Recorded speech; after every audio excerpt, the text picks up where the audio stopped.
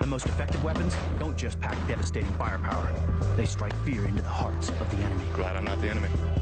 This smart bomb can vaporize an entire armored division with just one drop. We called it the weapon of 13 consecutive miracles.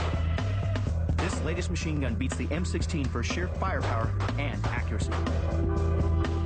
Shoot as fast as you can, as long as you hit. I'm Richard Makowitz. I spent 10 years as a Navy SEAL, and I'm on a mission to find the world's most sinister weapons. Weapons that unleash the power of fear.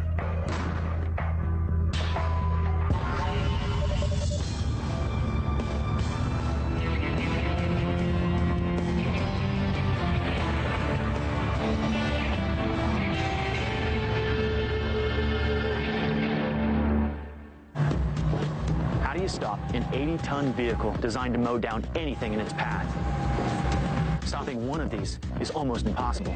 Imagine the terror of facing a whole column of these mechanical monsters roaring toward you. This is the nightmare scenario ground troops face. Infantry massively outgunned by tanks without any backup. Cluster bombs and carpet bombing aren't a solution when your men are within striking distance of the enemy. A new kind of weapon was needed to do the job. A weapon that could single-handedly shred an entire tank division in seconds. I wouldn't want to be sitting in the back of a truck or in a tank, loaded with fuel, loaded with ammo, and have hot molten copper shooting through the back of me. It causes as much psychological damage as its physical impact. They simply call it the sensor-fused weapon. The sensor-fused weapon is a smart 1,000-pound cluster bomb. It's so lethal the weapon can seek out and destroy dozens of tanks all at one time. It's only been fired once in anger, but the results were absolutely devastating, striking fear way beyond the immediate target. It's one of the smartest bombs ever made. It can strike multiple targets over an area of 360 acres. That's over 16 football fields. And today I'm going to witness this lethal weapon in action. Man, that is the last place you ever want to be, right there.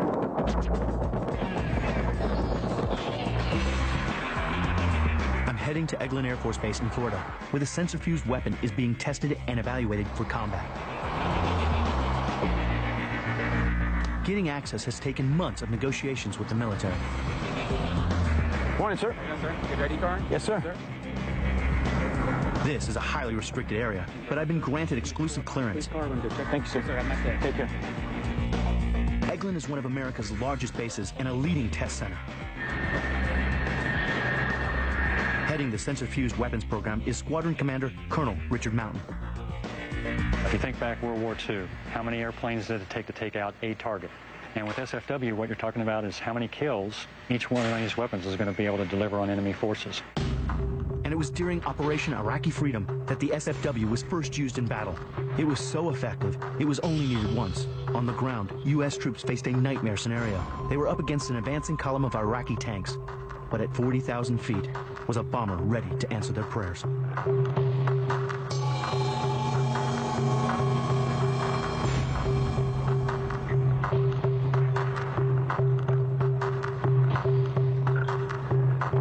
The B-52 bomber dropped 2 SFWs on the head of the tank column, completely decimating it. The buddies in the back two-thirds saw what just happened to their friends up front, decided it was better to give up than to fight. They raised up their hands and surrendered. This was a weapon capable of striking fear into the hearts of the enemy. The Marines didn't have to fire a single bullet. That psychological effect is very important in this weapon. Coming up, I'm about to see the sensor-fused weapon in action. I'll get to see why it's one of the smartest weapons ever to deliver carnage on the battlefield. In a rare demonstration of the SFW, I'm about to see how one sensor-fused weapon can destroy up to 40 tanks. The F-16 is capable of carrying 4 SFWs. That's enough firepower to single out and destroy 160 heavy artillery vehicles. Flying today's mission is Captain Doug Seymour, chief pilot for the 40th Test Flight Squadron at Eglin. He never imagined a weapon so sophisticated could be produced for the Air Force. Back in '98, when I was a lieutenant, I was just getting operational F-16. They started talking about this weapon, and we called it the weapon of, I think it was 13 consecutive miracles, because there are so many moving pieces, parts that have to occur in order for this weapon to work as advertised. And we used to think that, there's no way this weapon was going to possibly work, but it actually does. Developing a weapon this sophisticated has taken scientist Joel Bernstein over 17 years to perfect. It's been a rocky road. The SFW was canceled by the military over 120 times. But Bernstein's persistence paid off with one of the most lethal and intelligent weapons ever created. The sensor-fused weapon is deployed from its aircraft as far away as 10 miles and 40,000 feet in the air from the target. The bomb transforms itself in flight, performing a series of extraordinary maneuvers in preparation for its lethal strike. The casing splits apart in midair to release 40 deadly munitions known as skeets. It's these skeets that destroy the targets. Each of these skeets have sensors in them, and they're smart. Once they detect a target, they lock on and destroy it with ruthless efficiency.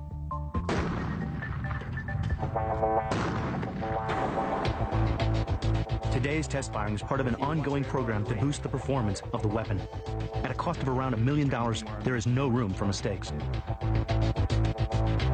Once the weapon impacts, we'll let you know that it functioned and the mission's complete and our objective has been accomplished for this mission.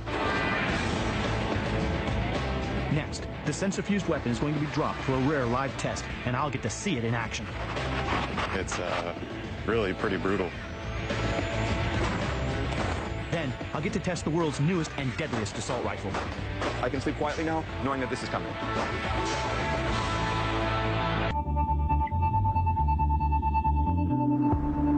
In a rare demonstration of the SFW, I'm about to see it destroy an armored column. I'm off to the test site over 20 miles away to see exactly what targets we're going to obliterate. Hey, LT, you ready to blow the heck out of some tanks? Yeah, let's go do it. It's a beautiful day for a test down here in Eglin. Let's go do it. All right. Lieutenant Engelmeyer is a lead engineer with the SFW unit. Old vehicles and tanks have been assembled to simulate a battlefield environment. Well, what kind of tanks you got out here? We've got some T-80s, T-65s, foreign assets, and there's a total of about 25 targets that we'll be using today. These stationary targets are being heated to simulate hot engines and friction coming from moving parts. It's these thermal sources that the smart bombs are looking for. When the first time you heard it go off, what was your gut reaction to it? Glad I'm not the enemy. You have the rocket motors going and panels popping off the weapon and the slugs going. It's really pretty brutal. But what kind of range does this weapon have? It'll basically cover the entire area that we're looking at. So it's going to start on that end? That's correct. And it's going to go all the way to that end? The CBU will laydown pattern will cover essentially everything that you see out here. That's crazy. The results from one bomb is devastating enough. The B-1 bomber can drop up to 30 of them, enough explosives to take out up to 1,200 tanks. So one payload can destroy an entire armored front line. Out at the observation site, engineers are fine-tuning technical gear, which gathers information from the test. Radars will track every movement of the weapon from its release to impact. Back at headquarters, Captain Seymour is gearing up for today's live drop. With a test costing nearly $1 million, there is no room for errors. In just 20 minutes, Seymour will deliver a clear message to the targets below. And Astro 1, read you loud and clear. Seymour's F-16 takes off. It'll only take him 10 minutes to reach the drop zone. Do you want to be out there? Right now? Oh, absolutely not. Here, I'm coming, here you come. Seymour will make one cold pass to ensure that the airspace is clear, and then he will lock onto his targets. And Astro 1, we got a green range for cold pass.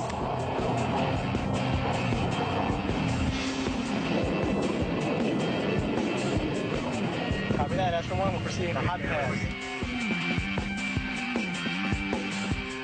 It's showtime. Come in hot. 2 seconds. Roger, copy, Stephen.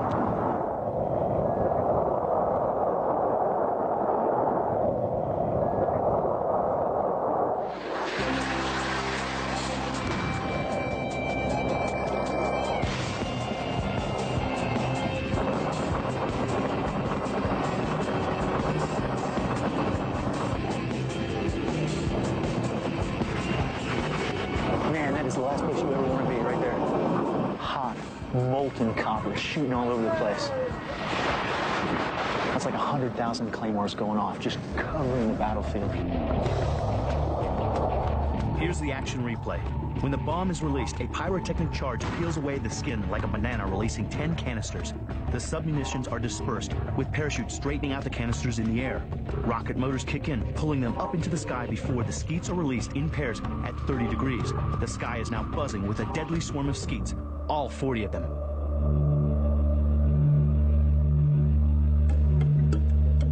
Each skeet wobbles in flight to allow their infrared and thermal sensors to scan over the ground in a spiral pattern. Then, bingo! They lock onto the target, and an explosive charge fires molten copper into the tanks. If the skeet doesn't find their target, they're designed to self-destruct in midair, leaving a clean battlefield. And after one of this project, weapon function, mission complete. That's one copy. That's deadly, that's accurate, that's business. That's why the SFW is a weapon striking fear into the hearts of the enemy. Coming up, I'll get to handle the latest assault rifle that is as accurate as it is deadly.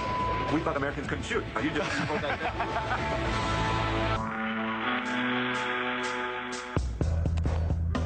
This is the world's latest automatic assault rifle, the Tavor. It matches the firepower of the trusted M16 rifle, but it's a whole lot meaner.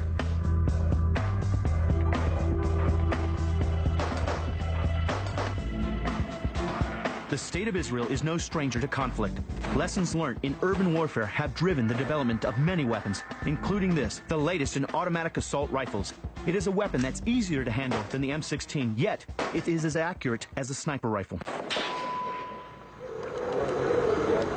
Shalom. I've come to this military installation just outside of Jerusalem to meet the Tavor, the Israeli Army's brand new assault rifle, designed for the soldier of the 21st century.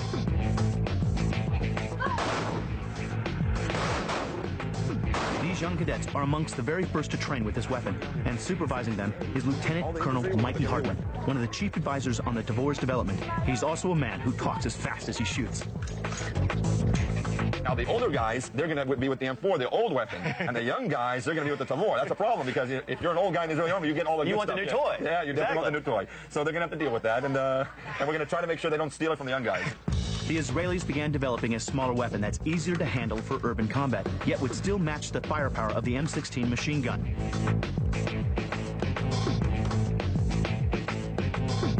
The man at the head of the design team is Zalman Sheds.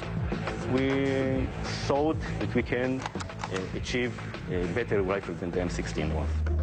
The M16 was introduced in the 1960s, and after 40 years, it's still in use all around the world. I like the design. I think the design is very, very smart. Well, it's a 40-year-old design, too. Yeah. It's still in use. Yeah, that's right. But, you know, Eugene Stonewall was quite a genius by this design.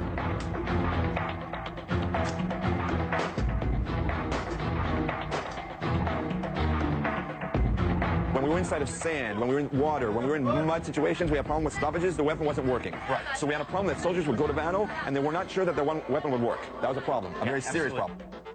The second problem is that the M16 is a long weapon, which means it's less suitable for close-range combat and shooting around tight corners, exactly what you'd find in urban warfare. The Tavor was designed to solve those two problems. It's a smaller automatic rifle that matches the firepower of the M16, but it's as accurate as a sniper rifle. Because we're dealing with the territories in Gaza or in Nablus and wherever it may be, we're dealing with close quarters all the time. Absolutely. Getting out of a truck, getting out of an armored personnel carrier, going inside of a room. Exactly. You have to make the weapon as short as possible. When you shorten the weapon, it makes things a lot easier. Your whole body, your whole silhouette is a lot smaller. Right. Okay? The enemy sees less of you because your weapon is shorter. Good shot. Now I'm going to say right or left, and you hit the one I'm talking about. Left. Right. Well done. You've clicked out the target. It is very balanced. Your hands are a little tighter right here, but it's really light. Back here, the weight is actually put on your shoulders.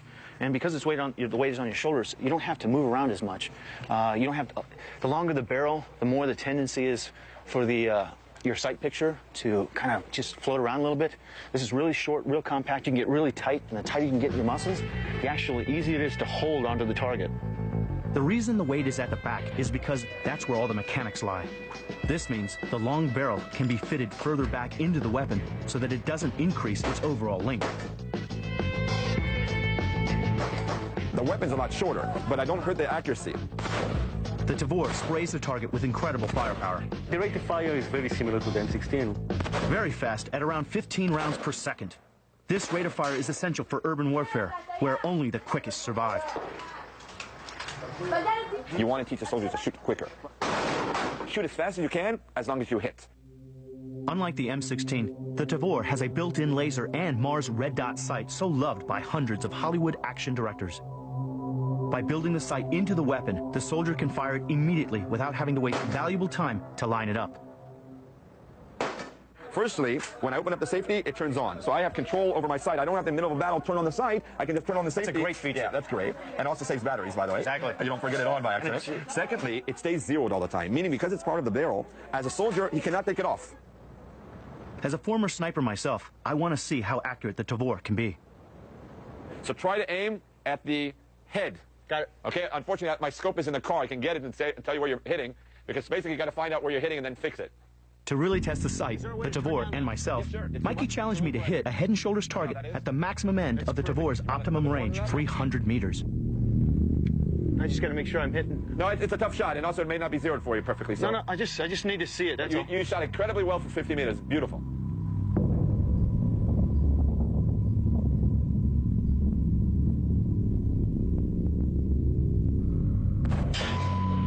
Good shot.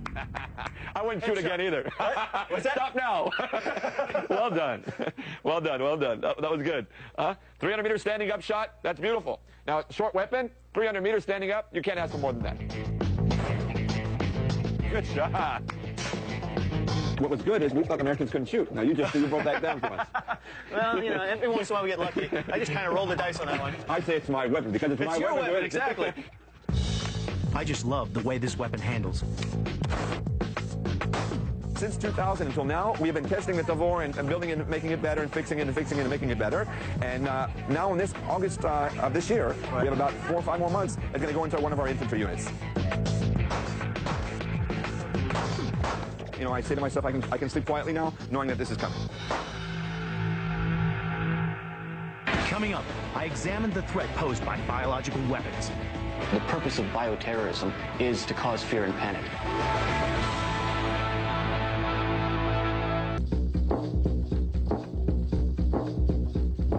In my journey to seek out future weapons, there's one that creates the most fear. We primarily rely on our ability to see and hear to survive. The weapons that wield the greatest fear are the ones we can't sense. Biological weapons are so lethal, they are outlawed under the Geneva Convention. And to date, no country has unleashed the terror of biological warfare. Even so, during the Cold War, the Soviet Union was busy developing them. Yet the nightmare scenario is a terrorist unleashing a biological weapon in a crowded city. The unknown, of course, is always the greatest fear factor, not knowing when and where things can appear. In the wake of 9/11, the unthinkable happened. Florida and Connecticut came under a bioterrorist attack.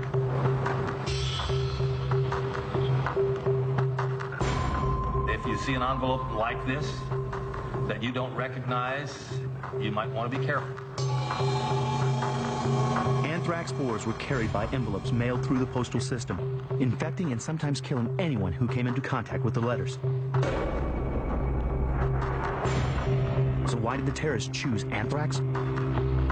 It's stable in the environment, on top of having an extremely high mortality rate. Those two things make it an extremely effective biological weapon. The death toll from the anthrax attack was mercifully small, with only the loss of 5 lives. But the incident sparked a nationwide panic. This country is too strong to allow terrorists to affect the lives of our citizens. The purpose of bioterrorism is to cause fear and panic. So if people, once they're being infected with this disease, are dying horrible deaths, that accomplishes the goals of the terrorists.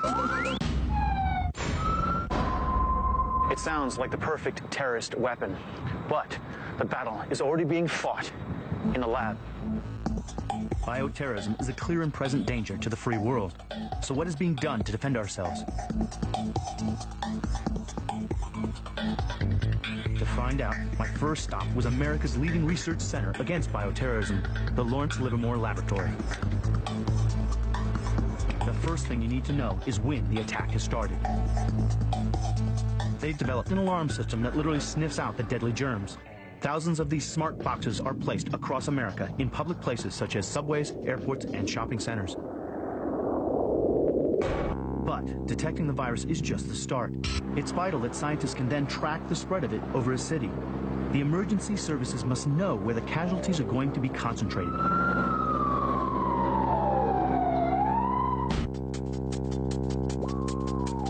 John Nastrom is one of America's leading experts in atmospheric modeling. This was an exercise we did in the city of Seattle. This is assuming some dry anthrax powder was released here. It's spread southward, and we can forecast how the cloud's going to grow. So after 2 hours, it's spread farther downwind. So this is the area of concern now for these emergency responders. In the event of an attack, their computer simulations are key to creating an effective emergency plan. Within 3 hours, the computer model shows that the cloud will infect around 51,000 people and kill over 1,000 innocent civilians.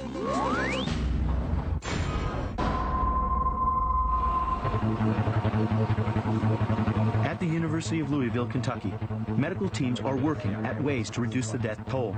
Lives can be saved if medics treat the patients in time, but anthrax can kill in a matter of hours. As you know, our patient has just arrived from a building where a number of individuals have been exposed, as we understand, to an aerosol that has been identified as being anthrax. These training dummies are packed with state-of-the-art technologies that simulate symptoms of anthrax exposure. The computer-controlled dummies are so lifelike that the medics actually forget they're working on mannequins. We've actually taken some of our portables into emergency rooms, and they have treated them just like real patients. We've had students in here who become so engrossed in what they're doing, they forget that they're in a lab and that it's a mannequin. They act like it is a real patient. The fatality rate associated with anthrax at this particular stage after exposure is in the range of about 50%. They start to get treated with antibiotics and supportive oxygen therapy. The key to fighting this sinister biological weapon lies in recognizing the symptoms early. Blood oxygen level is rising now, is approaching 90%. Bioterrorism isn't just limited to anthrax. The terrorist has a whole arsenal of viruses they can get a hold of. Smallpox is one of the deadliest. Smallpox exists only in laboratories now, the result of a successful campaign by the World Health Organization in the 1970s. But the fall of communism in Russia and the troubles in the Middle East have now made this deadly virus available to bioterrorists, and few people are vaccinated against it.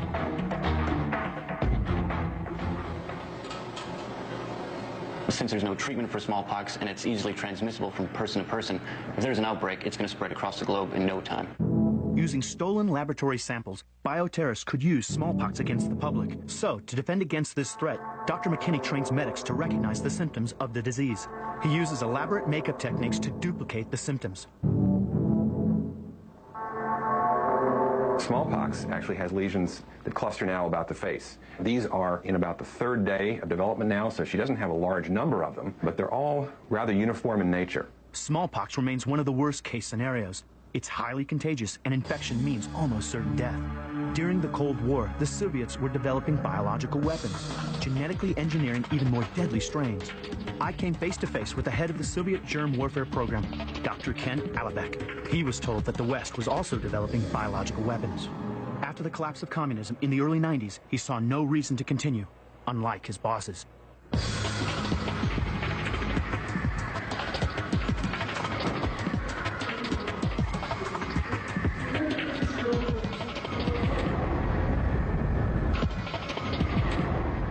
I was angry, and I came to my commanders. I said, guys, what we do is absolutely stupid. It's the time to stop. And you can imagine what started happening. You're a betrayer, you're a traitor. He said, we'll pay for this. Dr. Alibek defected to America soon after, but as a qualified doctor who was sworn to save lives, didn't he have a problem creating biological weapons? when you give your oath to help people, not to cause harm, at the same time you do something like this, of course it's a very big dilemma. Dr. Alibak's answer was to immerse himself in the war against bioterrorism. He is now the chief scientific officer of a leading biotech company in Washington. He is developing a new generation of vaccines that will protect the public against multiple diseases, like smallpox and anthrax, with just one shot. Brian Pickering is part of his team. In the case of a bioterrorist event, you're not going to know exactly what organism it is. So in this case, it's easier to vaccinate the entire population without increasing the actual number of shots someone is getting. The forces to defend against a bioterrorist attack are being mobilized. Coming up, I get to see what effect explosives have on the human body and find out what happened when they tested the mother of all bombs. It was impressive. We were miles away and you heard that thunderous boom.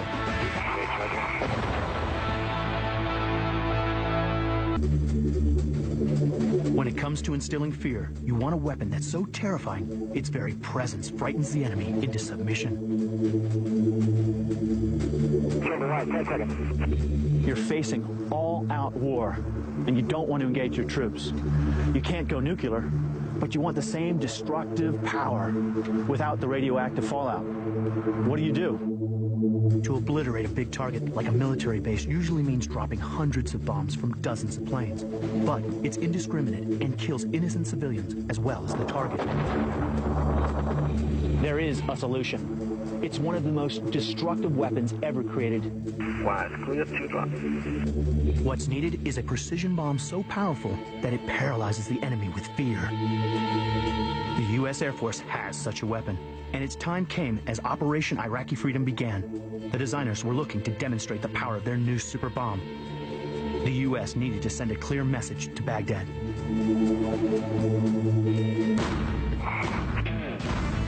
It's 21,000 pounds, the biggest non-nuclear weapon in our arsenal, and sends a 10-ton message to Saddam Hussein. It's a war about disarmament, we're told, and the Americans certainly have the weapons to achieve it. Most of the bombs the U.S. military uses are roughly the size of a refrigerator. This is the size of a small truck. The goal is to have the capabilities of the coalition so clear and so obvious that there is an enormous disincentive for the Iraqi military to fight.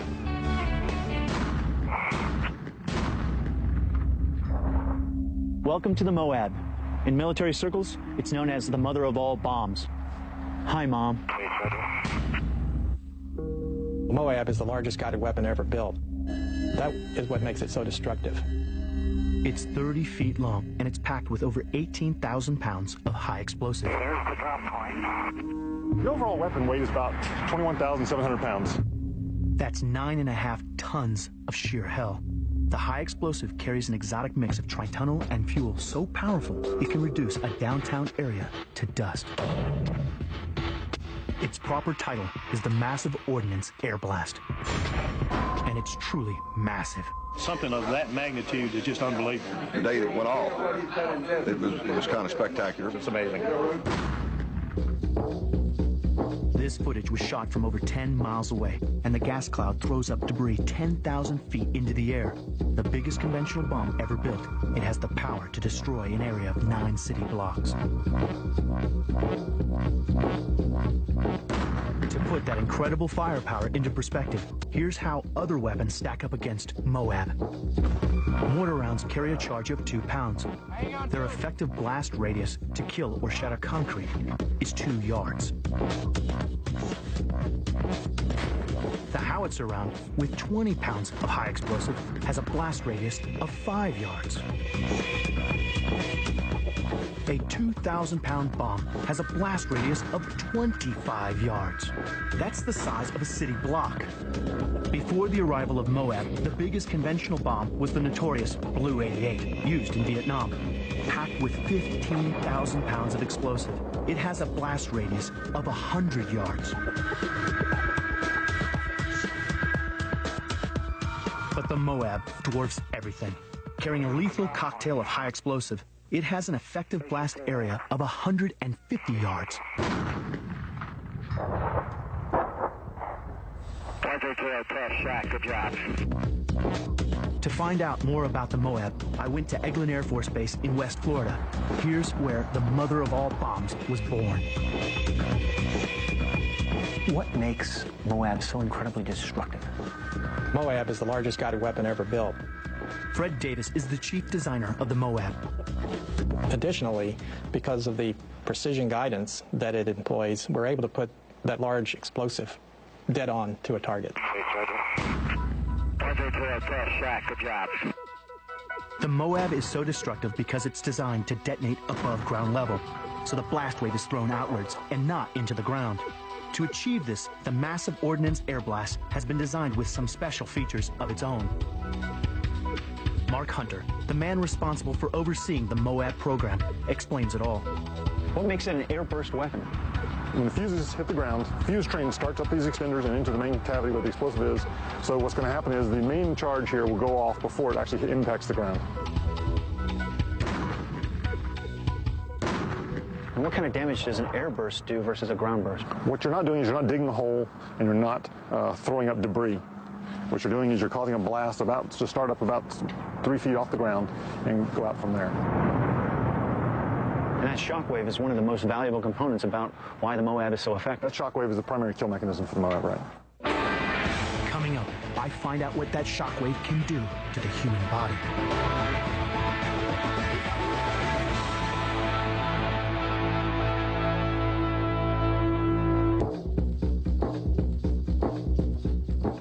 The massive ordnance air blast is the biggest conventional bomb ever created.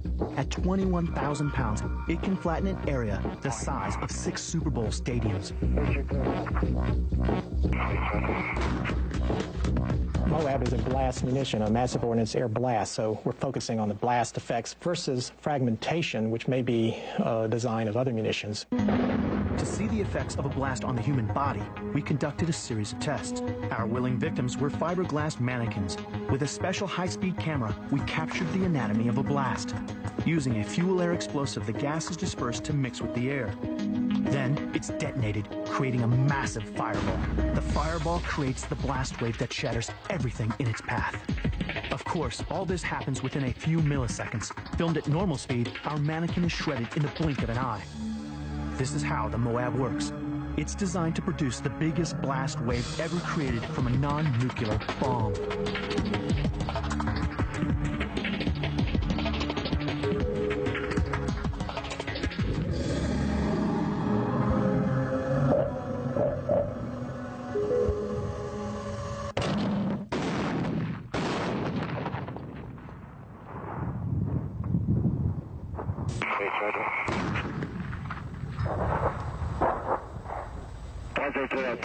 Good job.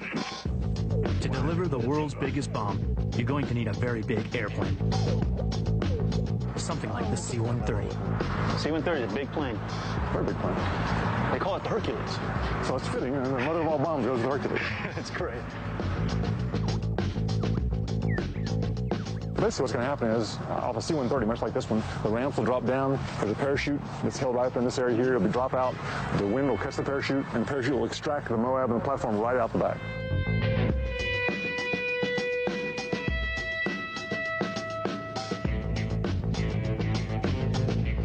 When it comes out of that airplane, it's going to hit a precise spot.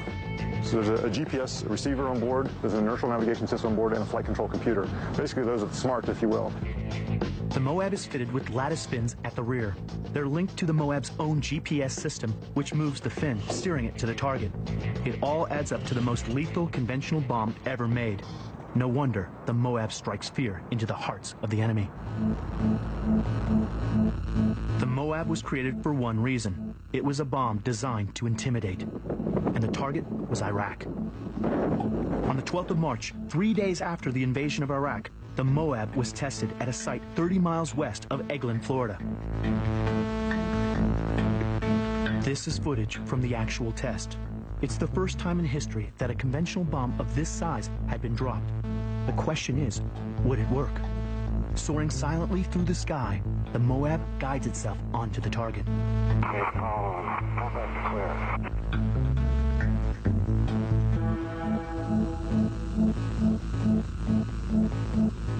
There's the drop point. Face your code out. Face ready. Enter to a test shot. Good job. Bob Hastings, a seasoned weapon designer, witnessed the test. I went to my first MOAB test down at Eglin Air Force Base, and it was impressive. We were miles away, and you heard that thunderous boom. 30 miles beyond the test site, residents of Maskin also heard the blast. I was sitting in my house, and I could feel the vibration. Right, exactly. I live about 4 blocks from here, and I felt the same thing. Something of that magnitude is just unbelievable. It shatters windows, or it shakes the building. Like, I live in a trailer, so I feel it a lot. It's just that. It's the mother of all bombs. 3 days later, the Iraqis surrendered. The Moab had played its part in Saddam's downfall without ever being used. Moab. It's not just a bomb. It's a psychological weapon. It applies pressure, not so much from its explosive blast. Its very presence acts as a deterrent from an enemy ever taking up arms in the first place.